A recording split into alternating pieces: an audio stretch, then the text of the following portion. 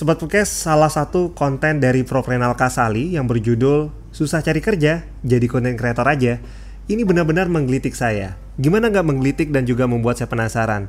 Beliau adalah seorang guru besar dari universitas ternama di Indonesia yang mengajar di bidang ekonomi dan bisnis, tiba-tiba membuat konten tentang ledakan konten kreator. Nah, seperti apa sih konten beliau? Nah, berikut saya putarkan sedikit dari isi dari konten beliau ini. Menurut penelusuran melalui Google, kalimat cara menjadi YouTuber pemula telah menjadi trending kedua pada tahun 2020 semasa pandemi. Gimana sobat, sudah mulai penasaran? Nah, bagi sobat yang ingin tahu lebih lengkap bagaimana sih ulasan Prof. Renal ini tentang ledakan konten kreator, langsung aja ke channel beliau ya. Nah, dalam membicarakan konten atau ledakan konten kreator ini, Prof. Renal memaparkan berbagai data yang tentunya menunjukkan bagaimana pertumbuhan atau terjadinya ledakan konten kreator selama masa pandemi ini. Tentu ini informasi yang sangat positif bagi para konten kreator sebagai sebuah motivasi, termasuk saya juga. Nah, Sobat Podcast, menurut saya pribadi, melihat pertumbuhan jumlah konten kreator yang terjadi saat ini, selain dikarenakan dalam situasi pandemi, jadi banyak waktu begitu ya, tapi ini juga dikarenakan adanya ruang berkreasi bagi orang-orang terutama di daerah. Dulu, sebelum adanya pandemi, orang-orang seperti saya misalkan yang ada di Bali begitu ya, sebelum adanya pandemi dan media sosial, kalau orang-orang seperti saya ini ingin menunjukkan bakat atau kreativitasnya, tentu harus berjuang mati-matian untuk bisa tampil di media mainstream seperti televisi. Apalagi kalau kita bicara tentang media televisi yang ada di ibu kota, tentu membutuhkan banyak pengorbanan untuk bisa tampil. Salah satunya, ya saya harus datang ke ibu kota dan meninggalkan keluarga saya.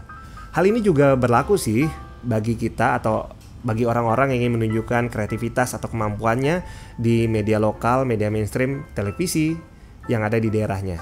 Tentu juga butuh perjuangan. Itu pun kalau diberikan kesempatan atau ada ruang lah untuk kita menampilkan kemampuan kita di televisi daerah. Jadi dengan ada media sosial seperti sekarang ini menjadi ruang yang luas bagi kita untuk berkreasi seperti itu. Nah, kita bisa lihat sendiri nih dari konten kreator yang sudah ada saat ini, seperti konten kreator asal Banyumas, si Boen, yang sempat diberitakan oleh beberapa media massa. Si Boen ini sukses menghasilkan pendapatan begitu ya, mulai dari puluhan hingga ratusan juta rupiah lewat 10 channel YouTube-nya. Selain itu, kalau di daerah saya sendiri itu ada kawan saya yang membuat konten tentang kreasi dari layang-layang sampai dengan mainan anak-anak begitu. Ini juga sukses menghasilkan income setiap bulannya. Jadi saat ini kawan saya ini sudah rutin mendapatkan income lewat channel YouTube-nya. Dan menariknya nih, konten yang dibuat oleh kawan saya ini, penontonnya kalau lihat dari yang dipaparkan oleh teman saya ini, itu penontonnya kebanyakan dari India. Wah, menarik banget ya. Ya, sobat, entah karena adanya motif untuk mendapatkan uang atau hasrat ingin terkenal, namun keberadaan media sosial saat ini menjadi sarana untuk terutama bagi para konten kreator ini menjadi sarana untuk belajar juga. Ya, seperti misalkan melatih kemampuan public speaking di depan kamera seperti saya sekarang dalam membuat konten.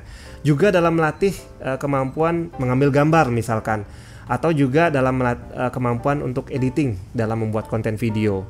Nah, disinilah proses seleksi alam terjadi. Karena dalam membuat konten ini, dari waktu ke waktu, apakah kita membuatnya dengan tujuan untuk bersenang-senang, hobi, atau malah menuju pada langkah yang lebih profesional seperti itu. Makanya tidak mengherankan sih kalau misalkan ada konten kreator yang sudah memiliki subscriber lebih dari 1000 begitu, udah ribuan, yang pada akhirnya memilih untuk menjual channelnya. Mungkin sobat juga pernah menemukannya di media sosial ya, ada yang jual channel begitu. Lalu bagaimana sih sebenarnya nasib konten kreator ke depannya? Kalau menurut saya pribadi nih ya, itu nasib konten kreator ke depannya itu semakin bagus. Kenapa semakin bagus? Karena banyak hal yang bisa didapatkan dari media sosial, tempat atau media bagi para konten kreator menuangkan karyanya. Apalagi ditambah warganet dalam memanfaatkan media sosial ini juga banyak ya kebutuhannya, seperti misalkan kebutuhan untuk hiburan dan juga edukasi yang semakin variatif. Tinggal bagaimana kita sebagai seorang konten kreator mau untuk secara konsisten membuat konten dan mau untuk belajar dengan hal-hal baru dalam mengembangkan konten kita. termasuk juga dalam melakukan evaluasi dari konten-konten yang sudah kita buat. Nah, kurang lebihnya seperti itu.